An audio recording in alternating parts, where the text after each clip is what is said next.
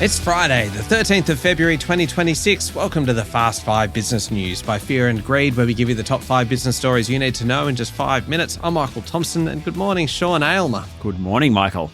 Sean, 5 stories, 5 minutes. Let's roll. Story number 1, the Federal Liberal Party will gather in Canberra this morning to vote on who is going to be the leader of the party, and challenger Angus Taylor is favoured to emerge victorious. Yes, Taylor resigned on Wednesday night from the front bench. A bunch of his supporters resigned en masse yesterday. One of those, James Paterson, perhaps the only name many of us know. Senator Jane Hume will challenge Ted O'Brien for the deputy leadership. There'll be a bunch of people doing that. Tim Wilson will do that, probably. Zoe McKenzie, Dan Tehan, Melissa McIntosh. Think about the deputy. If you're the leader and you're facing Anthony Albanese and the ALP, you can do yourself some damage given how far in front they are at the moment. So being deputy kind of sets you up for the next time round. James Paterson, the aforementioned James Paterson, said the Liberal Party has to change or risk not existing. Is the vote going to be close, Sean, or is it better actually that it's not close, kind of decisive? Yeah, so it's probably better it's not close. It was close with Angus Taylor and Susan Lee last time round, and Susan Lee has not had a shot really at running the party as a result of that.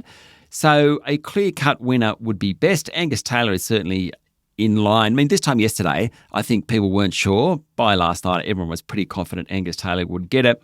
We know that when there's disunity, think Rudd Gillard, think Abbott, Turnbull, it isn't good for electoral hopes. So Liberal Party needs a clear-cut winner, and politics is brutal.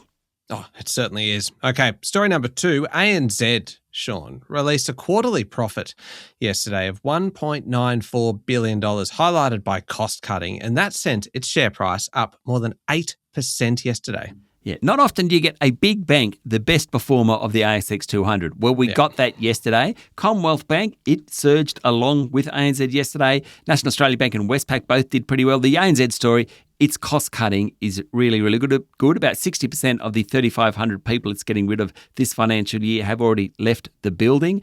That's what the investors liked. Its return on equity is good. Its profit margins are good. A real win for ANZ yesterday. Story number 3, Reserve Bank Governor Michelle Bullock was in front of Senate estimates yesterday. She's been out and about a lot lately. And in this latest appearance, she agreed that the slowdown in productivity in Australia was partly a reflection of the growth in the public sector, but it wasn't the main game. Yeah, so we're seeing lots of growth in like aged care, healthcare, that type of thing. And they are low productivity sectors.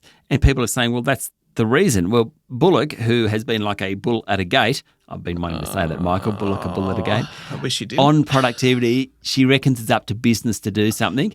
That is causing inflationary pressures. Something else that's causing inflationary pressures, according to Sarah Hunter, the chief economist who was speaking in Perth last night, is the fact that the unemployment rate has fallen so low. So the Reserve Bank cut rates, allowed the unemployment rate to get to that point. Hunter last night said, actually, that's causing inflationary pressures. That ain't so good. Now, Michelle Bullock, back to the governor, she said the labour market's doing really well, but the economy definitely is not in perfect health. She also pushed back at a few suggestions like the Reserve Bank was gaslighting the Australian economy. She didn't like that suggestion. She also didn't like the idea that the head of Treasury shouldn't be on the Reserve Bank board because she may not be independent, which she said was wrong. Okay. Story number 4, the NBN reported a $335 million loss last half year, which is better than the year before. But I find this amazing. 1 in 3 customers are now on plans with speeds of at least 500 megabits per second. That is quick.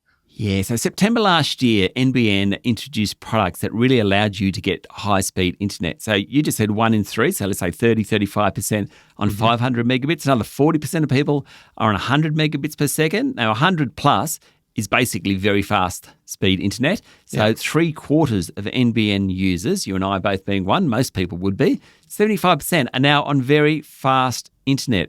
The other thing I think is pretty amazing, more than 1 million customers have upgraded from legacy copper to fibre optic in the last year. So 3 million people have fibre optic to the home. That's very cool. The other one for you, Michael, they also said, the NBN said, it's still on track to start testing internet services powered by Amazon's low Earth orbit satellites later in the year. Oh, that's very cool. Last one, Sean. Story number 5. Spotify added a record 38 million new listeners during the December quarter, taking monthly active users to 751 million. Yeah, 290 million paid subscribers. One of the most used features last quarter.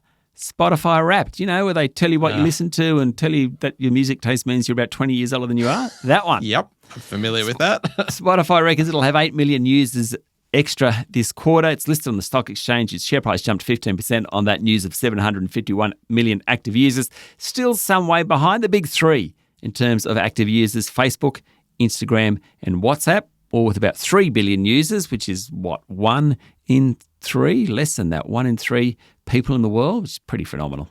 That is incredible. Just quickly, Sean, while we're on the topic of Spotify, if you are listening to this podcast on Spotify, there's a very good chance you're listening to it through the Your Daily Drive playlist, which is actually disappearing soon in the next few weeks. So if you want to keep listening to the Fast Five, if you want to keep getting it in your playlist every day, make sure you hit follow on the podcast. Do it right at this very second so that you don't miss out.